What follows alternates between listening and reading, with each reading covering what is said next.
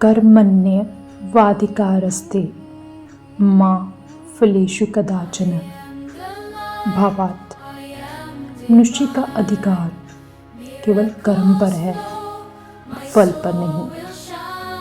आइए आज हम बात करें कैसे छोटा सा कर्म आपके जीवन में बड़ा परिवर्तन ला सकता है। चींटियों को भोजन देना। चींटियों को भोजन देने से कैसे आती है लक्ष्मी? शास्त्र कारण, पौराणिक कथाएं और सही विधि। क्यों कर्म पर ही जोर दिया जाता है? हम हर रोज मंदिर जाते हैं, पूजा करते हैं और न जाने क्या क्या चीजें मांगते हैं,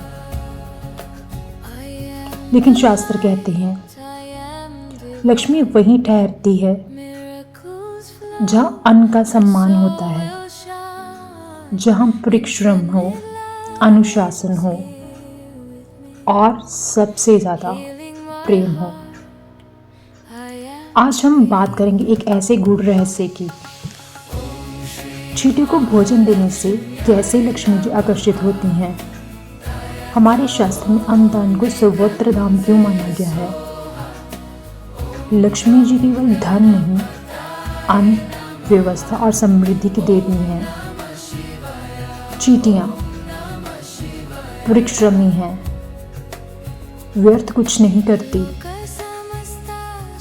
एक एक कण का सम्मान करती हैं, अनुशासन में रहती हैं, मिलजुल कर रहती हैं, मिलजुल कर खाना खाती हैं और सबसे ज़्यादा संतुष्ट हैं। जो भी उन्हें दिया जाता है, जितना भी उन्हें दिया जाता है, वो संतुष्ट रहती हैं। इसका आध्यात्मिक महत्व भी है। निस्वार्थ सेवा या निस्वार्थ कर्म।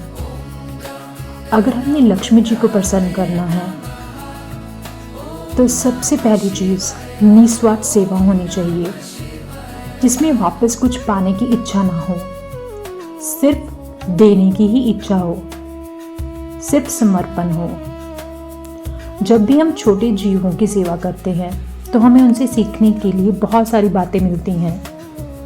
पहला, प्रेम के साथ रहना, इकट्ठे रहना, मिल बांट कर खाना, एक जगह से दूसरी जगह जाना पर इकट्ठे जाना। हर आंधी, हर तूफान, बारिश जुलकर हर समस्या का समाधान ढूंढना, मैं को खत्म करना, अहंकार का नाश करना और हर चीज का सम्मान करना। इन सब का ज्ञान हमें चींटियों को देखकर ही मिलता है। सही विधि ये कर्म करने की।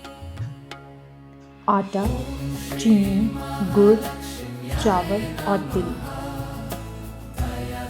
ये भी माना गया है कि चींटियों को ये खाना अर्पित करने से पितृपक्ष भी शांत होते हैं और अगर पितृपक्ष शांत हो तो घर में खुशहाली निश्चित है। जब भी आप दान करें या अपना कर्म करें तो मन में ये कहें, जो भी इसे प्राप्त करे वह संतुष्ट हो, वह तृप्त हो, क्योंकि आपने किसी एक को भी अगर संतुष्ट और तृप्त कर दिया तो आपके पितृ अपने आप ही संतुष्ट हो जाएंगे। सिर्फ पितृ ही नहीं, उपाय को करने का दिन होता है, समय होता है, पर कर्म को करने का ना कोई दिन है, ना ही कोई उत्तम समय है। बस भाव जरूरी है कि आप किस भाव से कर रहे हैं।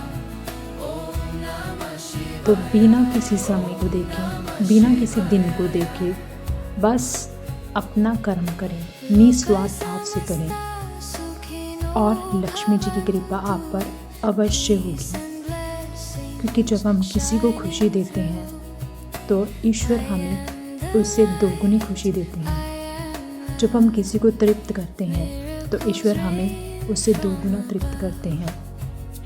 तो कर्म कीजिए, फल की इच्छा न कीजिए। फल अपने आप आएगा और जितना आपने सोचा है उससे भी बहुत ज़्यादा आएगा।